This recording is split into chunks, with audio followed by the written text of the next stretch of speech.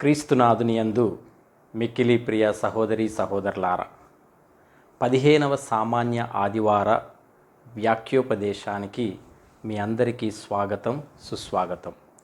నేటి ఆదివార పఠనాల సందేశం, నిత్య జీవమును పొందుటకు మనము ఏమి చేయాలి? మొదటిగా దేవుణ్ణి ప్రేమించాలి. రెండవదిగా దేవుణ్ణి మన పొరుగువారిలో చూస్తూ మనము మంచి పొరుగువారిగా జీవించటం ద్వారా మనము నిత్య జీవితాన్ని పొందుకుంటాం. దేవుణ్ణి ప్రేమించటం మన హృదయపూర్వకమైనటువంటి భక్తి, ఆరాధన మరియు దేవుని ఆజ్ఞలను పాటించటం ద్వారా వ్యక్తమవుతుంది. దేవుని పట్ల మనకున్న ప్రేమ కేవలము ఒక భావన కాకుండా మన జీవితాన్ని ప్రభావితము చేసే లోతైన నిబద్ధత. మన పొరుగువారిలో దేవుణ్ణి ప్రేమించటం మరింత ఆచరణాత్మకమైనటువంటి అంశం. యేసు చెప్పిన మంచి సమరయుని ఉపమానం దీనికి చక్కటి ఉదాహరణ. మన చుట్టూ ఉన్న వారి పట్ల, ముఖ్యముగా అవసరములో ఉన్న వారి పట్ల మనము చూపించేటటువంటి కరుణ, దయ, సేవ ద్వారా దేవుని యొక్క ప్రేమను ఆచరణలో పెడుతూ ఉన్నాం. మన పొరుగువానిని మనవలే ప్రేమించటం అంటే వారి బాధలను పంచుకోవటం, వారికి సహాయం చేయటం మరియు వారిని గౌరవించటం. కనుక నిత్య జీవం అనేది కేవలము వ్యక్తిగత భక్తి ద్వారానే కాకుండా మన తోటి మానవుల పట్ల చూపించే నిస్వార్థ ప్రేమ మరియు సేవ ద్వారా కూడా వస్తుంది. దేవుణ్ణి ప్రేమించటం మరియు మన పొరుగువారిని ప్రేమించటం వేరువేరు అంశాలు కావు. అవి ఒకదానికొకటి లోతుగా ముడిపడి ఉన్నాయి. ఒకటి లేకుండా మరొకటి అసంపూర్తిగా ఉంటుంది. నేటి మొదటి పఠనం ద్వితీయోపదేశ కాండము 30వ అధ్యాయము 10వ వచనం నుండి 14వ వచనంలో కూడా మనము నిత్య జీవితము పొందుకోవాలి అంటే ఏమి చేయాలో తెలియజేస్తుంది. దేవునికి విధేయులై దేవుని యొక్క ఆజ్ఞలను ఎలా పాటించాలి, దేవుని వాక్యానికి కట్టుబడి జీవించాలి. మన దేవుడు సజీవులని, ఎల్లప్పుడూ మనకు దరిలోనే ఉన్నారని తెలియజేస్తూ ఉంది. మన దేవుడు పిలవగానే పలుకును.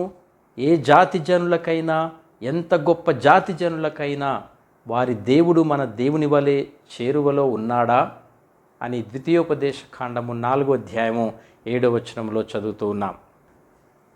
కనుక దేవుని వాక్కును విధేయించాలి. ఎందుకంటే అది మన జీవితాలకు మూలము, ఆధారము. తన వాక్కుతోనే దేవుడు తనను తాను మనకు బహిర్గతమునర్చుకున్నారు. దేవుడు తన ఆజ్ఞలను కేవలము పరిశుద్ధ లేఖనాలలో వ్రాయడం మాత్రమే గాక వాటిని మన హృదయాలలో లిఖించారు. ఆ వాక్కు మీ చెంతనే ఉన్నది, మీ నోటనే, మీ హృదయములోనే ఉన్నది, కనుక మీరు పాటింపుడు అని ద్వితీయోపదేశ కాండము 30వ అధ్యాయము 14వ వచనంలో చదువుతూ ఉన్నాం. దీని అర్థం ఏమిటంటే దేవుని చిత్తం మనకు కేవలము బాహ్యమైన ఆజ్ఞలుగా మాత్రమే కాకుండా మన అంతరంగంలో, మన మనస్సాక్షి ద్వారా కూడా మార్గనిర్దేశం చేస్తుంది.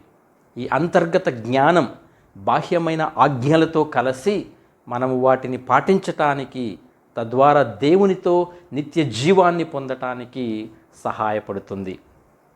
ప్రియ సహోదరి సహోదరులారా, నేటి 2వ పట్టణము కొలస్సీలకు రాసిన లేఖ 1వ అధ్యాయము 15వ వచనం నుండి 20వ వచనం వరకు ఆలకిస్తూ ఉన్నాం. దేవుడు మన దరిలోనే ఉన్నారని, తన కుమారుడైన యేసుక్రీస్తు ద్వారా మనలో వసిస్తున్నారని ఈ లేఖ ద్వారా పౌలు గుర్తుకు చేస్తూ ఉన్నారు. కనుక దేవుణ్ణి ప్రేమించటం అనగా ఆయన వాక్కును ప్రేమించటం. ఆ వాక్కు యేసుక్రీస్తు ప్రభువే. దేవుడు తన వాక్కుతో ప్రతిరోజు మనతో మాట్లాడుతూ ఉన్నారు. క్రీస్తు అదృశ్యుడై ఉన్న దేవుని ప్రత్యక్ష రూపము అని 1వ అధ్యాయము 15వ వచనంలో చదువుతూ ఉన్నాం. ఆయన అదృశ్యుడై ఉన్న దేవుని ప్రత్యక్ష రూపము అయినట్లే మన పొరుగువారు మన మధ్య నివసిస్తున్న క్రీస్తు ప్రత్యక్ష రూపము అని కూడా మనము గ్రహించాలి. మన చుట్టూ ఉన్న వారిలో, ముఖ్యముగా అవసరములో ఉన్న వారిలో మనము క్రీస్తు ప్రభువును చూడగలగాలి. మనము మన పొరుగువారికి సేవ చేసినప్పుడు మనము క్రీస్తుకే సేవ చేస్తూ ఉన్నాము అని అర్థం. మనం వారిని ప్రేమించినప్పుడు మనము క్రీస్తునే ప్రేమిస్తూ ఉన్నాము అని అర్థం. కనుక ప్రతి వ్యక్తిలోనూ దైవికమైన రూపం ఉంది అని గుర్తించి మనం వారిని మరింత కరుణతో, గౌరవంతో చూడగలగాలి. పరలోకపు మంచి సమరీయుడు అయిన యేసుక్రీస్తు కడరాత్రి భోజన సమయంలో నేను మిమ్ములను ప్రేమించినట్లే మీరును ఒకరినొకరు ప్రేమించుడి అని ఆజ్ఞను ఇచ్చి ఉన్నారు. అంటే ప్రతి వ్యక్తిలో అదృశ్యుడైన దేవుడు వసిస్తూ ఉన్నాడు అని అర్థమవుతూ ఉంది. ప్రియ సహోదరి సహోదరులారా, నేటి సువిశేష పఠనంలో యేసు యెరూషలేమునకు తన ప్రయాణాన్ని కొనసాగించుచుండగా మార్గమధ్యలో ఒక ధర్మశాస్త్ర బోధకుడు యేసును పరీక్షింప ప్రయత్నించాడు. బోధకుడా, నిత్య జీవము పొందాలి అంటే నేనేమి చేయాలి అని ప్రశ్నిస్తూ ఉన్నాడు. మార్కు మరియు మత్తయి సువార్తల ప్రకారం ధర్మశాస్త్రమునందు అత్యంత ప్రధానమైనటువంటి ఆజ్ఞ ఏది అని ప్రశ్నించాడు. ప్రియ సహోదరి సహోదరులారా, ఈ ప్రశ్న ప్రాథమికమైన మతపరమైనటువంటి ప్రశ్న. ప్రభు వెంటనే ఆ ధర్మశాస్త్ర బోధకునికి సమాధానం ఇవ్వలేదు. వానిని మొదటిగా పరిశుద్ధ లేఖనాల వైపు మళ్లించాడు. అందుకే ప్రభువు ధర్మశాస్త్రమున ఏమని వ్రాయబడి ఉంది, అది నీకు ఎట్లు అర్థమవుతూ ఉంది అని ఆ ధర్మశాస్త్ర బోధకుణ్ణి ప్రభువు తిరిగి ప్రశ్నించారు. అందుకు ఆ ధర్మశాస్త్ర బోధకుడు ద్వితీయోపదేశ కాండము 6వ అధ్యాయము 5వ వచనాన్ని ప్రస్తావిస్తూ దేవుడైన ప్రభువును పూర్ణ హృదయముతో, పూర్ణ ఆత్మతో, పూర్ణ శక్తితో, పూర్ణ మనస్సుతో ప్రేమింపుము అని, అలాగే లేవియకాండము 19వ అధ్యాయము 18వ వచనాన్ని ప్రస్తావిస్తూ నిన్ను నీవు ప్రేమించుకొనున్నట్లే నీ పొరుగువానిని ప్రేమింపుము అని పలికాడు. ప్రియ సహోదరి సహోదరులారా, ద్వితీయోపదేశకాండము 6వ అధ్యాయం 5వ వచనం యూదులకు అతి ప్రాముఖ్యమైనటువంటి ప్రార్థన. క్రీస్తు కాలంలో దీనిని రోజుకు 2 సార్లు వారు ప్రార్థించేవారు. కాబట్టి పరిశుద్ధ లేఖనాల ప్రకారం నిత్య జీవము పొందుటకు దైవ ప్రేమ, సోదర ప్రేమ కలిగి జీవించుట అత్యవసరము అని మనకి స్పష్టంగా అర్థమవుతుంది. అప్పుడు యేసు అతనితో, నీవు సరిగా సమాధానం ఇచ్చితివి, అటులనే చేయుము, నీవు జీవింతువు అని చెప్పారు. అయితే ఆ ధర్మశాస్త్ర బోధకుడు తనను తాను సమర్థించుకొనుటకై నా పొరుగువాడు ఎవడు అని యేసును ప్రశ్నిస్తూ ఉన్నాడు. ధర్మశాస్త్ర బోధకుడికి పొరుగువాడు అంటే కేవలము మరొక ధర్మశాస్త్ర బోధకుడు లేదా తోటి పరిసయ్యుడు మాత్రమే. అతని దృష్టిలో సమరీయుడు కానీ అన్యుడు కానీ ఎప్పటికీ పొరుగువాడు కాలేడు. అందుకే ధర్మశాస్త్ర బోధకుడు పొరుగువాడు ఎవడు అనే పదంపై మరింత స్పష్టతను కోరుతూ ఉన్నాడు. ఈ సందర్భంలోనే యేసు అతనికి మంచి సమరీయుని ఉపమానాన్ని చెప్పటం జరిగింది. ప్రియ సహోదరి సహోదరులారా, క్రీస్తు కాలపు సమాజంలో యూదులు, అన్యులు, స్త్రీలు, పురుషులు, పవిత్రులు, అపవిత్రులు అని భేదాభిప్రాయాలు, వ్యత్యాసాలు ఉండేవి. ఈ సందర్భంగా అతను అడిగిన ప్రశ్న ప్రభువును ఇరకాటంలో పెట్టే ప్రశ్నే. కానీ యేసు చక్కటి మంచి సమరీయుని ఉపమానముతో సమాధానాన్ని ఇస్తూ ఉన్నారు. మంచి సమరీయుని ఉపమానం ప్రేమ, కరుణ మరియు మన పొరుగువారికి సేవ చేయటం యొక్క ప్రాముఖ్యతను మనకి బోధిస్తూ ఉంది. పొరుగువాడు అంటే సహాయము అవసరమై ఉన్న ఏ వ్యక్తి అయినా అని స్పష్టమవుతుంది. అయితే ప్రియ సహోదరి సహోదరులారా, మనము ప్రశ్నించాల్సింది నా పొరుగువాడు ఎవడు అని మాత్రమే కాదు. మనము ప్రశ్నించాల్సిన ఇంకొక గొప్ప ముఖ్యమైనటువంటి ప్రశ్న ఉంది. అదేమిటంటే, నేను ఇతరులకు మంచి పొరుగువానిగా ఉంటున్నానా అని మనల్ని మనము ప్రశ్నించుకోవాలి. ఇక మంచి సమరీయుని ఉపమానంలోనికి వెళితే, యెరూషలేము నుండి యెరికో నగరమునకు మధ్య దూరం 27 కిలోమీటర్లు. రాళ్ళు రప్పలతో ఇరుకైన మార్గము కనుక ప్రయాణికుల నుండి దోచుకొనుటకు వీలుగా ఉండేది. ఉపమానంలో ప్రయాణికుడు ఒకానొకడు అని చెప్పబడింది. ఎందుకంటే ప్రేక్షకులు ఆ వ్యక్తి యూదులతోనైనా అన్యులతోనైనా పోల్చుకోవచ్చు అని. దాడి చేసిన తర్వాత ఆ వ్యక్తిని కొన ఊపిరితో విడిచిపోయారు. ఒక యాజకుడు ఆ మార్గమున వెళ్ళుచు వానిని చూచియు ఏ సహాయము చేయక తప్పుకొని పోయాడు. అటులనే ఒక లేవీయుడు అటుగా వెళ్ళుచు వానిని చూచి ఆ యాజకుని వలనే తొలగిపోయాడు.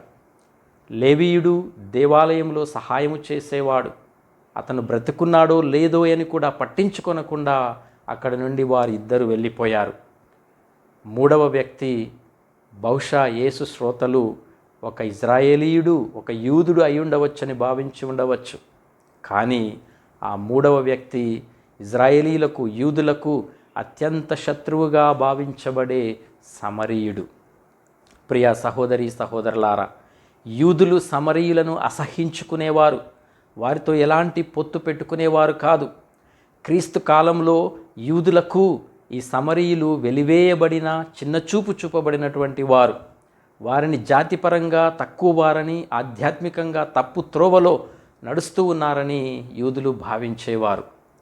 ధర్మశాస్త్ర పండితులు, పరిసయ్యులు వంటి కఠిన హృదయులైన యూదమత నాయకులకు సమరీయులను తిరస్కరించటం ఒక మతపరమైన విధిగా ఉండేది. కాబట్టి వారితో ఎలాంటి సంబంధాలు పెట్టుకోవడానికి వారు ఏమాత్రము ఇష్టపడేవారు కాదు. సమరీయులు ఉత్తర రాజ్యానికి చెందిన యూదుల వారసులే. కానీ ఈ సమరీయులు అన్యులను వివాహమాడారు మరియు వారు యెరూషలేములో ఆరాధనలు చేయరు. అలాంటి ఒక సమరీయుడు గాయపడిన వ్యక్తిని చూడగానే జాలిపడ్డాడు. లూకా సువార్త 10వ అధ్యాయము 33వ వచనం.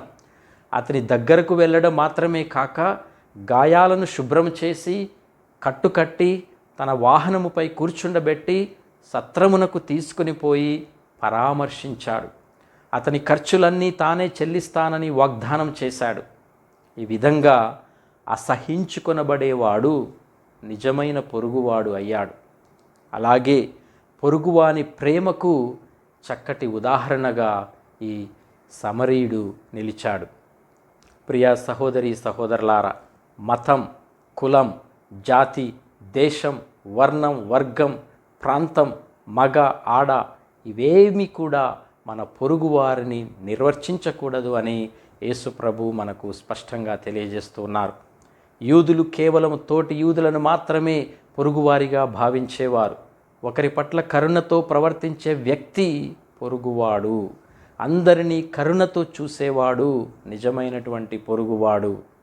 ప్రియ సహోదరి సహోదరులారా, ఈ ఉపమాన అనంతరం పై ముగ్గురిలో దొంగల చేతిలో పడిన వానికి పొరుగువాడు ఎవ్వరు అని ప్రభు ప్రశ్నించగా ఆ ధర్మశాస్త్ర బోధకుడు సమరీయుడు అని చెప్పకుండా కనికరము చూపినవాడే అని సమాధానమిచ్చాడు. అప్పుడు యేసు అతనితో, నీవు వెళ్ళి అటులనే చేయుము అని పలికారు. యేసు యూదులకు ఇచ్చిన గొప్ప సందేశం ఏమిటంటే, సమరీయులను ఇక శత్రువులుగా భావింపక పొరుగువారిగా భావించాలి అని వారికి సందేశాన్ని ఇచ్చారు. మంచి సమరీయుడు అపరిచితుణ్ణి తన సోదరునిగా భావించాడు. తన వలే తన పొరుగువారిని ప్రేమించాడు. పొరుగువాడు ఎవడు? ప్రతి ఒక్కరూ మన పొరుగువారే. ప్రియ సహోదరి సహోదరులారా, పొరుగువాడు అనగా మనకు దగ్గరలో ఉన్నవాడు అని అర్థం. ప్రతి ఒక్కరిని మనము దయతో చూడాలి. ప్రతి ఒక్కరూ మన పొరుగువారే. ప్రతి వ్యక్తి యేసువే అని ఒక సందర్భంలో మదర్ తెరెసా గారు అన్నారు. అంటే ప్రతి వ్యక్తిలో యేసు ప్రభువును మనము చూడగలగాలి. పౌలు గారు నేటి 2వ పట్టణంలో అన్నట్లుగా క్రీస్తు అదృశ్యుడయ్యున్న దేవుని ప్రత్యక్ష రూపము. మనము కలిసే వ్యక్తుల ద్వారా క్రీస్తు మన చెంతకు వస్తారు. వారిలో మనము దేవుని రూపాన్ని చూడగలగాలి. ఒక వ్యాఖ్యానం ప్రకారం ఉపమానములోని సమరీయుడు స్వయముగా క్రీస్తు ప్రభువునే సూచిస్తూ ఉన్నారు. పాపము సాతాను చేత గాయపడి సగము చనిపోయిన స్థితిలో ఉన్న మానవాళిని రక్షించటానికి యేసుక్రీస్తు ప్రభు ఈ లోకానికి వచ్చారు. మానవులు తమ సృష్టిలో పొందిన దైవిక మహిమను, వైభవాన్ని కోల్పోయి పాపం వల్ల దాదాపు పతనమైన స్థితిలో ఇది సూచిస్తూ ఉంది. దేవుని కుమారుడైనటువంటి క్రీస్తు అపారమైనటువంటి కరుణతో, జాలితో మానవాళి దీనమైనటువంటి పరిస్థితిని చూసి ఆయన ఉండలేకపోయాడు. తన అంతులేని దయ, ప్రేమతో నిండి స్వయముగా మానవ శరీరాన్ని ధరించి తన సృష్టి అయిన మానవుల వద్దకు వచ్చారు. క్రీస్తు వారి మరణకరమైన గాయాలను కట్టి వారిని ఆధ్యాత్మిక సత్రంగా చెప్పబడే తన పరిశుద్ధ సంఘము అనగా శ్రీసభలోనికి తీసుకొని వస్తూ ఉన్నారు. ఈ సత్రము రక్షణ, ఆధ్యాత్మిక వైద్యము మరియు పోషణ లభించే సురక్షితమైన స్థలముగా మనము భావిస్తూ ఉంటాం.